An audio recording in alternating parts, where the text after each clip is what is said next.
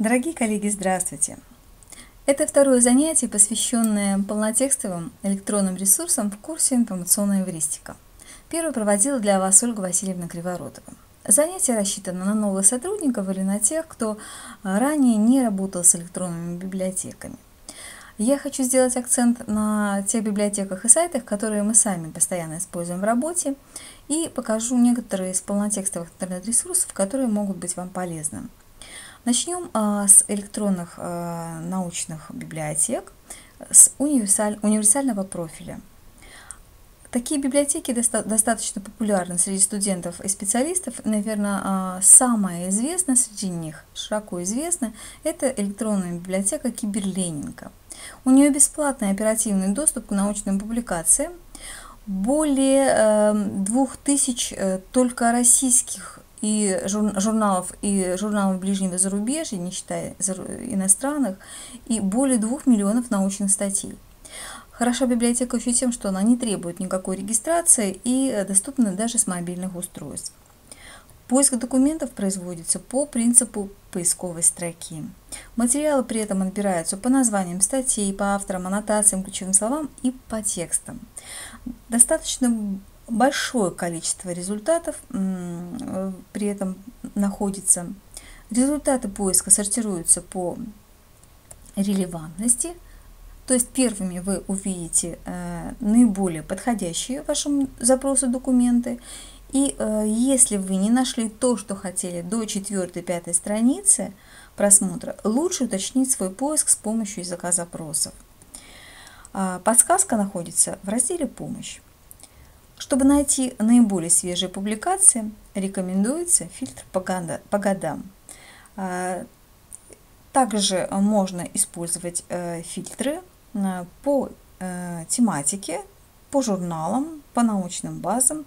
Фильтр появляется под поисковой строкой после первичного отбора документов. Хочу сказать, что фильтрация по годам и по другим опциям появилась не так давно, и это значительно улучшило качество поиска. Каждую публикацию, которую вы открываете, можно читать онлайн, скачать. Для зарегистрированных пользователей можно отложить в избранное, а также можно цитировать. Здесь знак кавычки. Это описание материала по ГОСТу. Очень приятно, что не надо набирать ручками описание статей, но сразу оговорюсь, что описание не идеально. Ошибки есть, ГОСТом надо сверяться и записи править. Например, когда вы готовите списки к каким-то научным работам. На главной странице, ниже поисковой строки, размещен также каталог тем научных статей. Я считаю, что искать в нем смысла, конечно, не имеет, так как темы достаточно общие, и по каждой из них выпадает огромное количество статей. Но я открыла это для вас в качестве иллюстрации, какая тематика присуща этой библиотеке и насколько она обеспечена публикациями.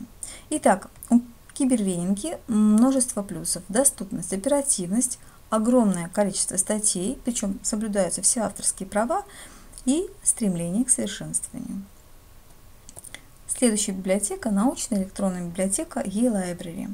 Это крупнейший российский информационно-аналитический портал в области науки, технологии, медицины и образования. Она была создана еще в 1999 году по инициативе Российского фонда фундаментальных исследований. Ныне это ведущая электронная библиотека научной периодики на русском языке в мире. Более 34 миллионов рефератов и полных статей научных публикаций. Больше 12 тысяч научных журналов собрано на ее платформе, а также материалы конференций, сборники и другие публикации. Более 6 тысяч российских научных журналов размещены в бесплатном открытом доступе. Для доступа к остальным изданиям библиотека предлагает возможность подписаться, либо заказать отдельные публикации за денежку. Но, в принципе, количество доступных полных текстов огромно, оно приближается уже к 6 миллионам. eLibrary хороша еще тем, на мой взгляд, что это именно библиотека с большим количеством доступных документов, с отличным поисковиком и очень удобным функционалом. Для доступа к текстам журналов необходимо зарегистрироваться. После регистрации появляется возможность настроить также свой пользовательский профиль, чтобы удобно было работать с сервисами библиотеки. Итак, регистрация. Процедура это несложная. На главной страничке сайта надо кликнуть ссылку «Регистрация» и заполнить регистрационную анкету.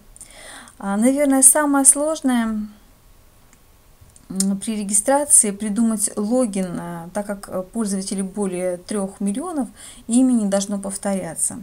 С придуманным именем пользователя и паролем уже можно войти в библиотеку и для поиска и просматривать полные тексты. Для поиска литературы в библиотеку можно не входить, даже можно не регистрироваться. В eLibrary возможны два вида поиска. Это простой и расширенный. Окно поиска есть на любой странице сайта, и мы сейчас с ними их рассмотрим. Конечно же, самый быстрый путь – это просто ввести ключевое слово или слова в строку простого поиска, и он позволяет найти статьи, которые содержат указанные слова в названии, в ключевых словах, в аннотациях полных текстов. Однако простой, или как его еще называют, быстрый поиск, чаще всего дает очень большое количество результатов и может служить лишь основой для первоначального отбора. Например, по запросу «дидактические игры» мы получим результат 89 344 документа. Конечно, это нереальное количество. Чтобы сузить круг поиска, рекомендуется использовать ссылку «Продолжить поиск среди найденных результатов».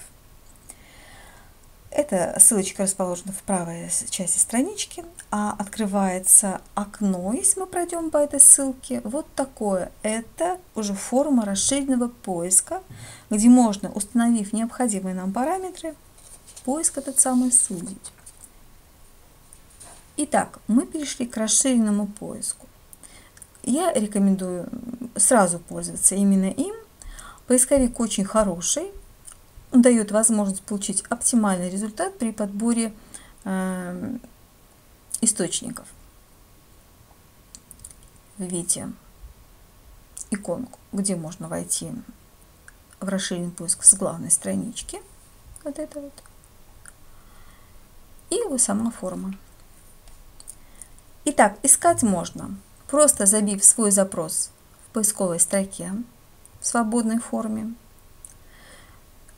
Либо рекомендуется использовать все-таки подсказочку по правилам заполнения, оформления поисковых запросов. Потому что есть тонкости. Если взять фразу в кавычки, то система будет искать уже документы, содержащие точную фразу.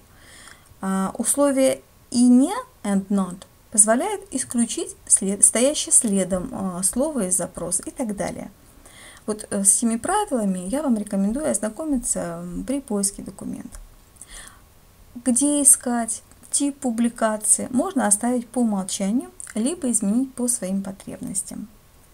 Можно также выбрать тематику запроса из выпадающего меню в поисковой форме, отобрать публикации по авторам, при этом используем клавишу «Добавить».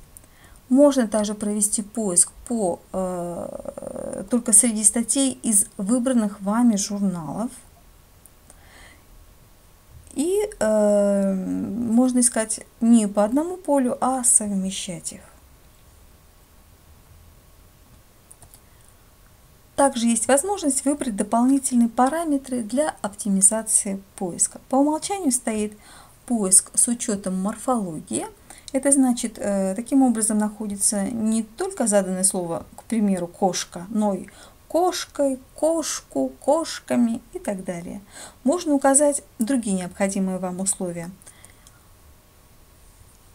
Например, искать похожий текст, искать в публикациях, имеющих полный текст на eLibrary, искать в публикациях, доступных для вас, искать в публикациях в результатах предыдущего запроса. Мы использовали это при простом поиске. Так как нам, когда мы ищем, в основном нужен полный текст, чтобы обеспечить наших читателей, очень удобен параметр «Искать в публикациях, доступных для вас». Тогда в результатах поиска оказываются только открытые для просмотра публикации в открытом доступе. Можно также внести ограничения по годам публикации, выбрав хронологический период, или отобрав публикации, поступившие на сайт библиотеки за последний месяц, за последние полгода и так далее.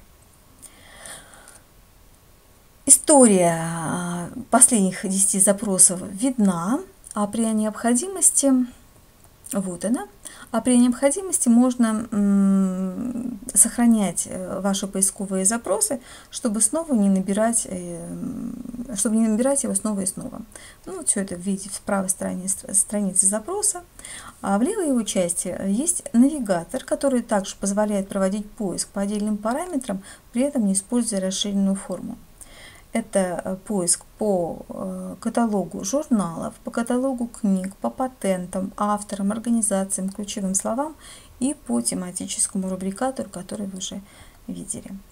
Давайте для примера поищем литературу на тему взаимоотношения США и ЕС с акцентом на политику и экономику.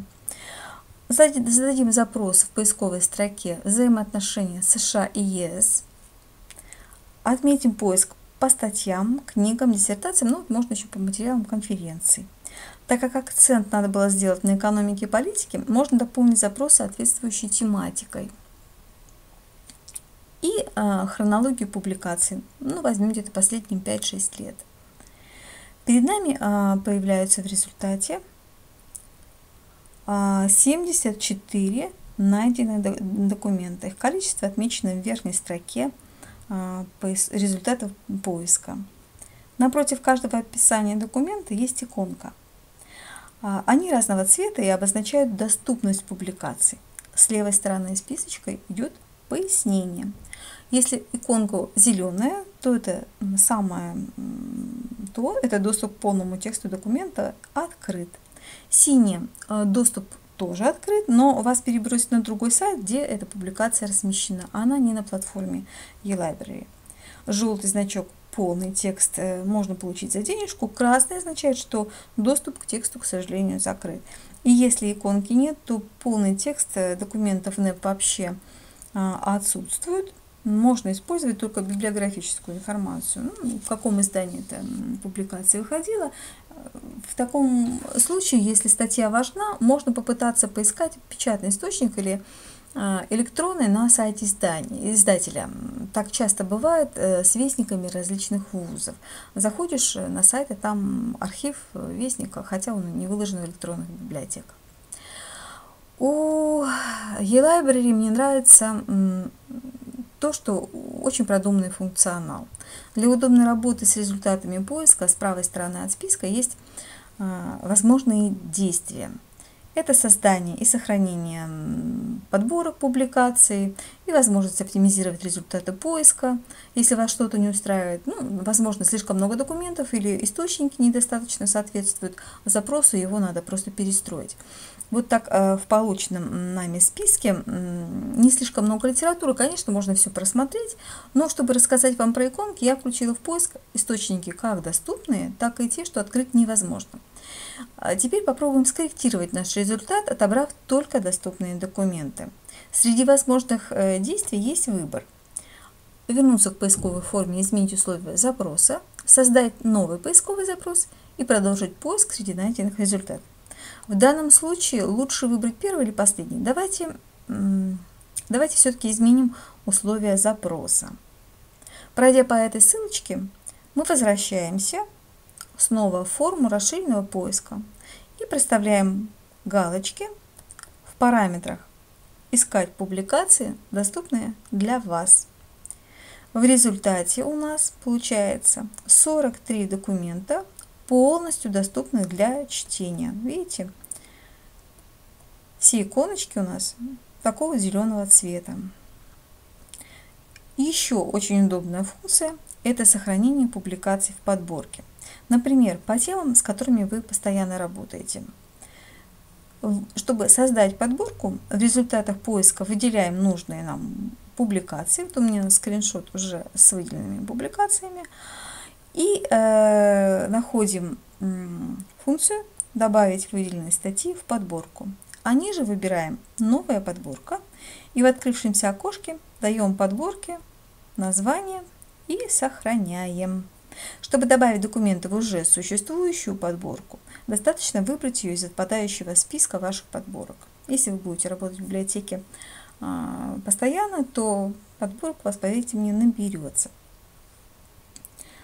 Подборки можно изменять, удалять, переименовывать и так далее. Открыть же подборки публикаций, а также созданные подборки поисковых запросов, журналов, авторов можно в личном профиле читателя в разделе «Читателям» на главной странице библиотеки. Как можно поработать с отдельной публикацией? Текст открывается в формате PDF нажатием на иконку. Если иконка зеленого или синего цвета, как мы с вами уже говорили. Если мы щелкнем на название статьи, то открывается страничка с информацией о публикации, об авторах, названии, где опубликованы аннотации и другие сведения. С правой стороны мы увидим, какие инструменты для работы можно использовать для работы с этим документом. А наиболее такие используемые, что ли, это возможность просмотреть оглавление списка, это возможность просмотреть оглавление выпуска, загрузить полный текст, если статья в свободном доступе. К слову, порой статьи из сборников не открываются отдельно, только полностью сборник. И вот тогда открыть полный текст невозможно из списка результатов, только вот именно с этой странички. Можно отправить публикацию по электронной почте. Очень мне нравится эта функция. Вы можете отправить себе, если вы вдруг работаете не дома, друзьям, коллегам. В общем, адрес электронки вводится в окошечке ниже, и публикация отправляется.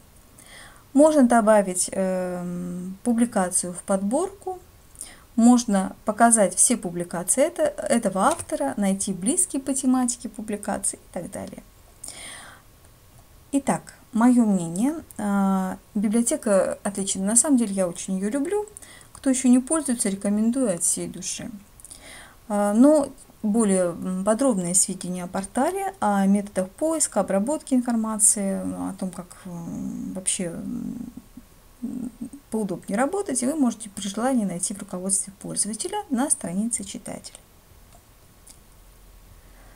Следующий бесплатный интернет-ресурс, который работает уже с 2006 года и очень так приятно для нас называется библиотекарь.ру.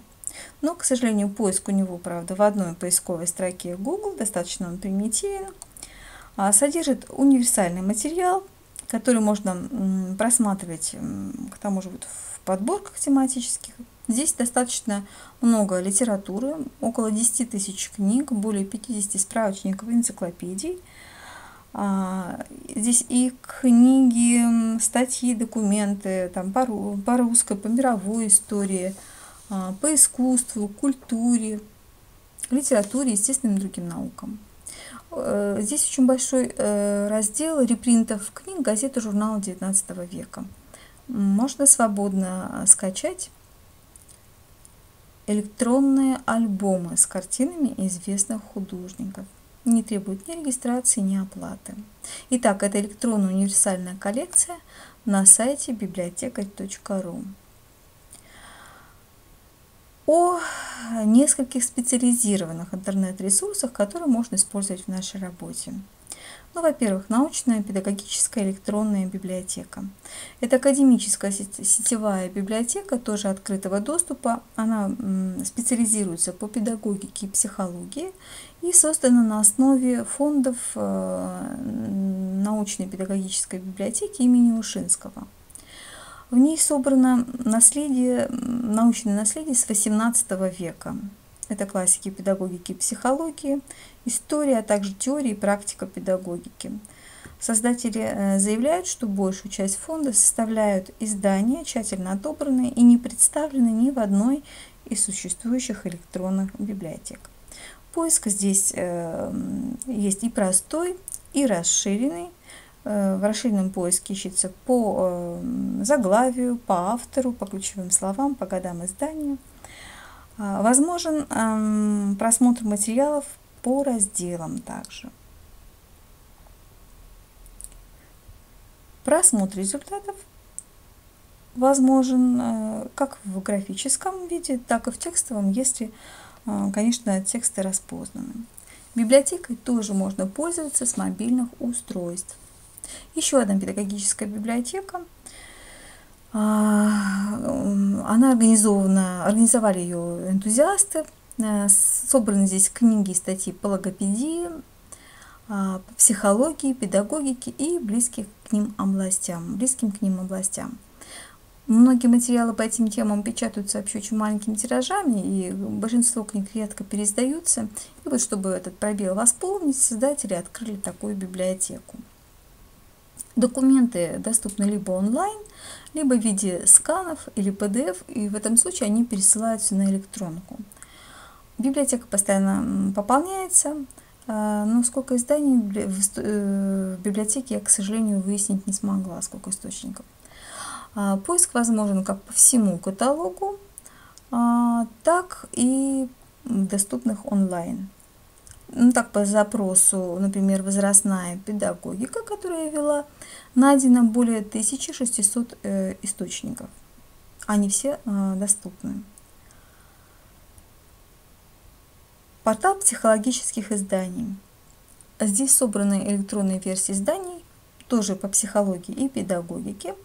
В библиотеке по педагогике тоже и по психологии. В библиотеке не слишком много наименований изданий, но они полностью доступны и постоянно обновляются. Здесь есть и сборники, и материалы конференций, и есть открытые архивы научных журналов по психологии. Причем все эти издания можно просмотреть и скачать, как полностью, так и отдельными статьями.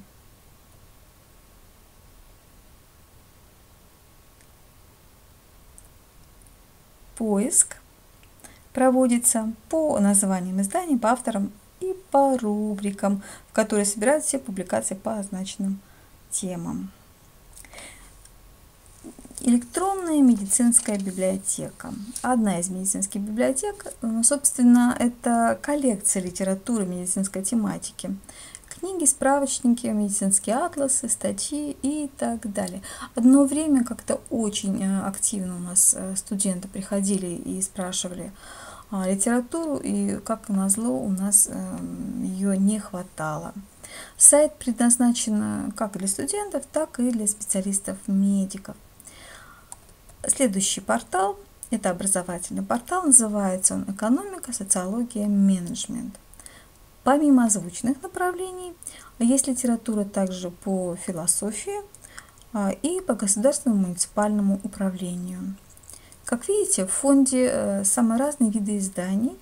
Здесь и книги, и статьи, диссертации, другие материалы, учебные, и образовательные стандарты, какие-то словари. Помимо поиска в одну строку, возможно отобрать литературу по авторам, по названиям, по видам изданий, вот как, например, по книгам, по персоналиям. Собственно, меня привел на этот портал как раз поиск трудов Петерима Сорокина. Вот этот раздел-то как раз и содержит информацию о ведущих российских и зарубежных исследователей в области социологии и других наук. Еще один раздел называется «Журнализал» и содержит информацию о журналах данной тематики, как российских, так и зарубежных, и есть архивы некоторых из них. Социалайн. Сайт, созданный пермскими студентами, социологами, также для студентов-социологов. Годы прошли, студенты стали специалистами, а сайт продолжал потихонечку наполняться.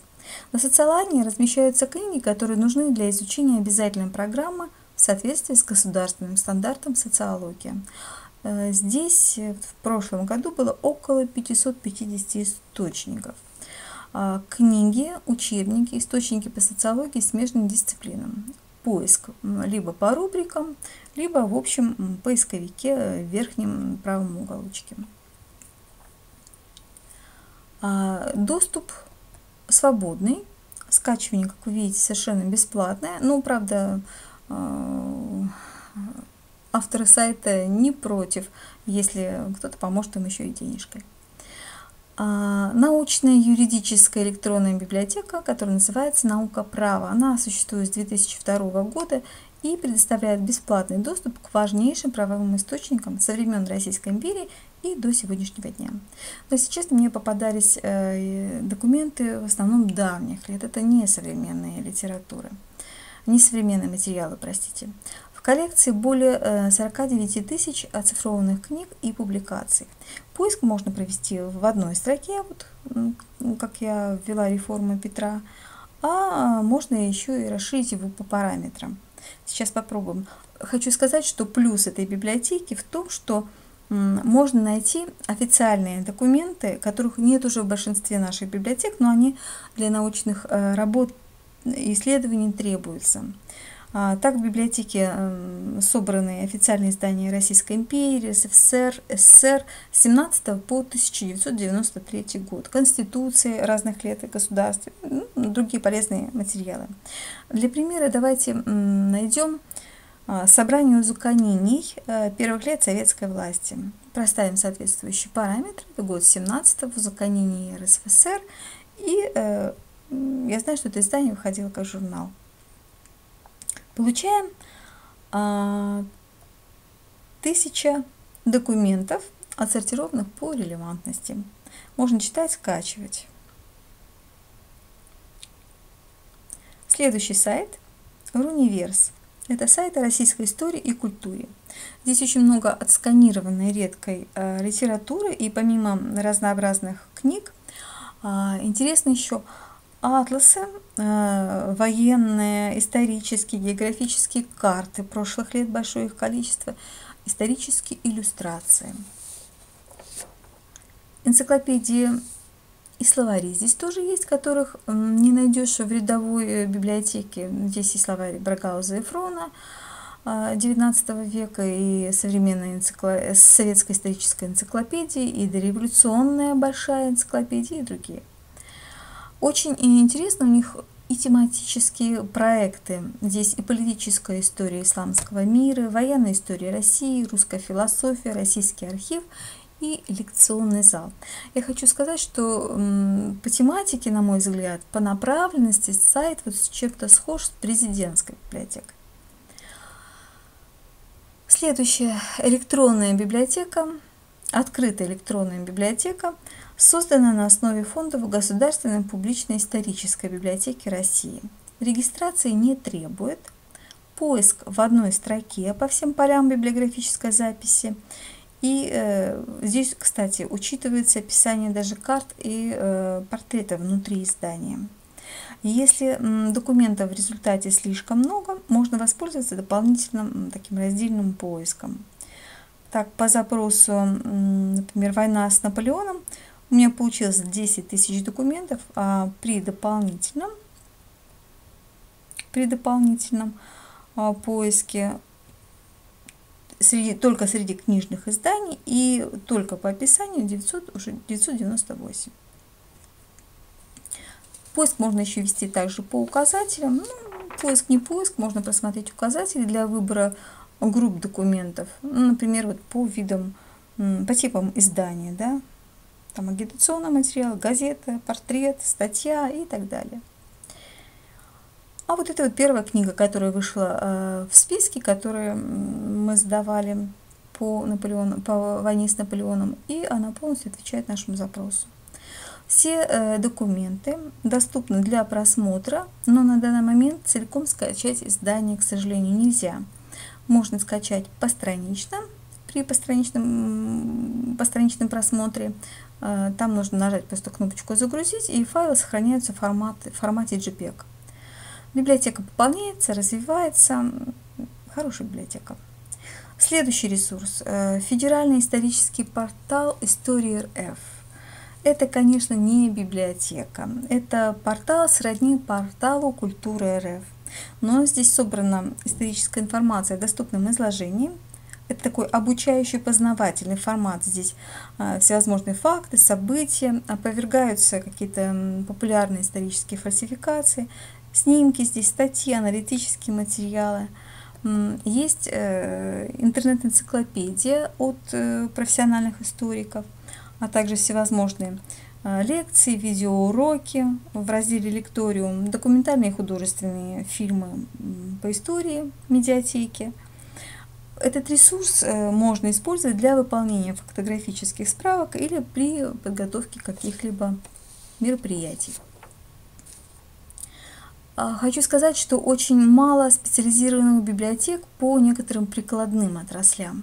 Как-то в сети мне попалась вот такая библиотека строительства, вот вдруг да и пригодится. В библиотеке собраны нормативные документы, здесь ГОСТы, ВНИПы, СНИПы, технологические карты, обзоры и книги по строительству и к тому же вот сопутствующей тематике. Вот библиотека холодильщика, водоснабжение, водоотведение, то есть все сопутствует строительству. Бесплатный открытый доступ в этой библиотеке. С 1995-96 годов существует нежно любимый нами литературный интернет-проект «Журнальный зал». За столько лет работы он накопил огромное количество текстов, которые публикуются в литературных журналах, в наших толстячках. Это художественная литература, какие-то гуманитарные статьи, публикации литературоведческие. Просмотр возможен как самих журналов в разделе «Журналы», так сейчас возможно просмотреть отдельные произведения в разделе «Библиотека», который называется. Доступен самый простой элементарный поиск. Еще один сайт, связанный с журналами, это «Журнальный мир». Здесь представлены современные российские журналы, преимущественно регионов России, и некоторые зарубежные русскоязычные издания. Здесь возможен поиск по некоторым параметрам. И мне стало интересно найти наших коми-авторов. Задала параметры «Страна Россия», город Сыктывкар плюс там Воркута и так далее. Я уже не стала отбирать по изданиям, просто посмотреть, сколько же авторов выйдет из нашей республики, чьи публикации на этом сайте есть. Оказалось достаточно много. Здесь, конечно, полный список не виден. Здесь не только Сыктывкар, здесь и Воркута, и Ухта, и какие-то самые отдаленные местечки. Еще один журнальный сайт. Это сайт, созданный частным лицом журнала СССР. В нем отсканированы или собранные по интернету копии журналов до 1992 года издания. Это не полные подборки, конечно, но тем не менее. Есть журналы даже начала прошлого века, это «Огонек» 1899 года. Ну где вот его еще найдешь, да? Есть журналы периода революции, периода СССР, ну, вполне может пригодиться в работе, считаю я. Сайты, два слова буквально о сайтах, которые сами являются, в принципе, поисковыми системами. Ну, самое, наверное, популярное – это Академия Google. Это бесплатная поисковая система по полным текстам научных публикаций всех форматов и дисциплин. В нее включены данные из большинства рецензируемых онлайн-журналов крупнейших научных издательств Европы и Америки. В результатах поиска выходит перечень сайтов, на которых можно найти информацию по заданному запросу, по заданным датам. Поисковый сайт, который проводит поиск только в электронных библиотеках, ну, по крайней мере, на сайтах, которые именуют себя электронными библиотеками. Вот такой поиск, он так и называется. Поиск книг на сайтах научных электронных библиотек.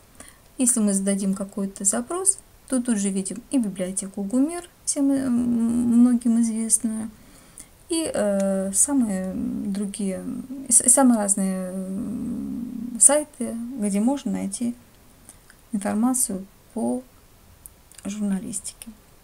Информационная система «Единое окно доступа к образовательным ресурсам» предоставляет свободный доступ к каталогу образовательных интернет-ресурсов, а также к полной текстовой электронной учебно-методической библиотеке. Это сайт для общего образования и для профессионального образования. И в конце хочу напомнить вам о том, что в нашем электронном каталоге Национальной библиотеки также есть база данных, которая называется «Интернет-ресурсы». Здесь собрано на сегодня 417 сайтов. Возможно, вы найдете что-то полезное именно там. Спасибо за внимание. Успешных вам поисков!